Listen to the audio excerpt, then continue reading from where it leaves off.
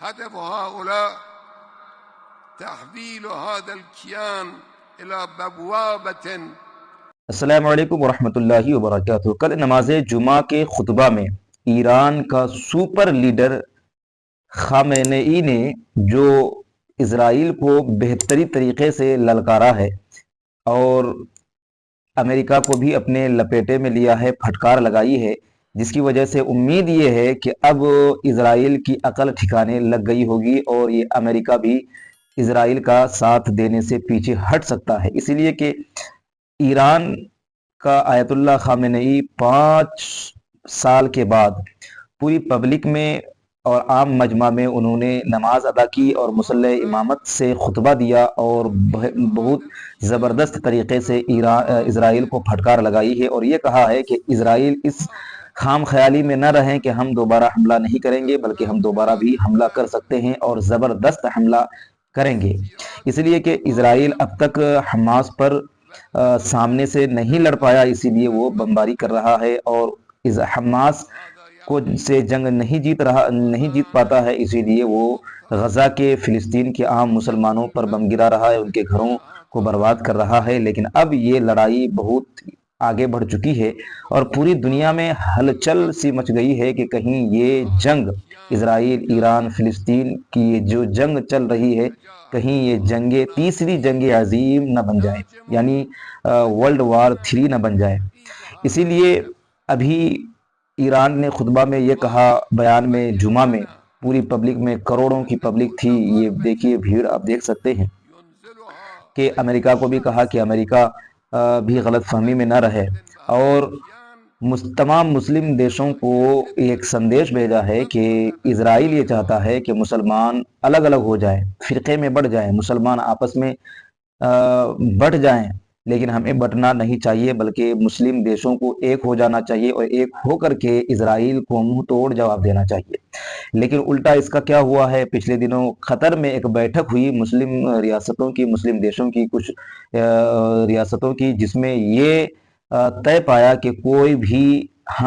مسلم دیش کوئی بھی اس جنگ میں نہیں اترے گا، یعنی قطر بھی نہیں اترے گا، یمن بھی نہیں اترے گا اور مصر عرب کے کوئی بھی ملک والے اس جنگ میں اترنا نہیں چاہتا ہے۔ اب کیوں نہیں چاہتا؟ اس لیے کہ ان کے دلوں میں مسلمانوں کے لیے، فلسطین کے بچوں کے لیے، فلسطین کے لوگوں کے لیے یا کسی بھی مومن مسلمانوں کے لیے ہمدردی بالکل بھی نہیں ہے، اور 56 بہنوں کا اکلوتا بھائی ایران بن چکا ہے، جس نے بہت زبردست طریقے سے للکارا ہے اور یہ ثابت کیا ہے کہ ایران کسی سے کم نہیں ہے اور وہ اسرائیل سے بالکل بھی نہیں ڈرتا ہے۔ اسی لیے 1 اکتوبر کو ایران نے اسرائیل پر 200 کے قریب میزائل داغے تھے، جس کی وجہ سے پورا اسرائیل دہک رہا تھا اور پورے اسرائیل میں خوف کا منظر چھایا ہوا تھا، چاروں طرف آگ ہی آگ نظر آ رہی تھی، کافی تباہی اور بربادی ہوئی تھی، وہاں کی سینا کئی مارے گئے، 8-10 سے زائد سینا، یعنی اسرائیل نے جو خود ایک تعداد بتائی تھی 8 یا 10 کی تعداد وہ الگ، لیکن کئی ٹینک پر جو ہے میزائل گرے تھے، لیکن آپ ایک ٹینک میں 4-5 آدمی ہو تو 8 سے 10 ٹینکر اگر گرائے تو کئی سارے لوگ ایسے ہی مارے گئے، یعنی کہ سینکڑوں کی سنکھیا میں ایران نے اسرائیل کے لوگوں کو مارا، تباہ کیا، برباد کیا، جس کی وجہ سے اسرائیل میں اب ایران کا بہت ہی زبردست طریقے سے خوف طاری ہو گیا ہے اور امید یہ کی جاتی ہے کہ اب اسرائیل ایران پر حملہ کرنے سے پہلے 100 بار سوچے گا، اسی لیے کہ اب تک حماس، حزب اللہ سے وہ لڑ رہا تھا، لیکن اب پالا پڑ گیا ہے ایران سے۔ وہ ایران ایسا ملک ہے جس سے امریکہ بھی خوف کھاتا ہے، امریکہ بھی اس پر حملہ کرنے سے پہلے 1000 مرتبہ سوچتا ہے، اسی لیے کہ ایران آج کے دور میں امریکہ سے کم نہیں ہے، اس کے پاس جو ہے بہت بڑے بڑے ہتھیار وغیرہ ہیں اور یہ سب کو پتہ ہے، جن کو معلوم ہے کہ ایران آج کے دور میں بہت ہی زیادہ پاورفل ہو چکا ہے، اسی لیے اسرائیل ایران سے سیدھے طور پر لڑائی لڑنے کی حماقت تو نہیں کرے گا، لیکن ہاں اپنی عزت بچانے کے لیے وہ کبھی وار کر سکتا ہے، لیکن پھر بھی وار کرنے سے پہلے وہ 1000 مرتبہ سوچے گا، اور اس بار کی لڑائی جو یہ ہوگی تو پھر بہت زبردست طریقے سے ہوگی، اور امید یہ کی جاتی ہے کہ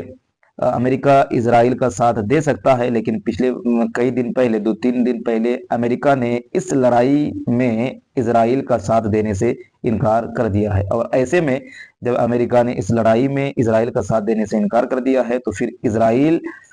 کو بہت مہنگا پڑے گا ایران سے لڑائی لڑنا، اسی لیے کہ اسرائیل اب تک جو لڑ رہا تھا یہ ایران کی پشت پناہی میں لڑ رہا، امریکہ کی پشت پناہی کے بلبوتے پر لڑ رہا تھا، یعنی امریکہ اسرائیل کی پشت پناہی کر رہا تھا، ساری ہتھیار سپلائی کر رہا تھا اور ہر چیز اس کو مہیا کر رہا تھا، لیکن اب امریکہ پیچھے ہٹ چکا ہے، اب پشت پناہی نہیں کرے گا، اور ایسے میں جب امریکہ اس کا ساتھ چھوڑ دے گا تو پھر اسرائیل کی اوقات 2 کوڑی کی بھی نہیں ہوتی ہے۔ لیکن اللہ تعالیٰ سے دعا ہے کہ اسرائیل مٹ جائے اور مسلمانوں کی فتح نصرت ہو، فلسطین کی فتح نصرت ہو، ایران کی فتح نصرت ہو، اور یہ 56 مسلم دیش ہیں ان کی عقل ان کو صحیح طور پر سمجھ میں آ جائے کہ آج وقت ہے کہ آج ہم سب ایک ہو کر کے اسرائیل کو منہ توڑ جواب دیں۔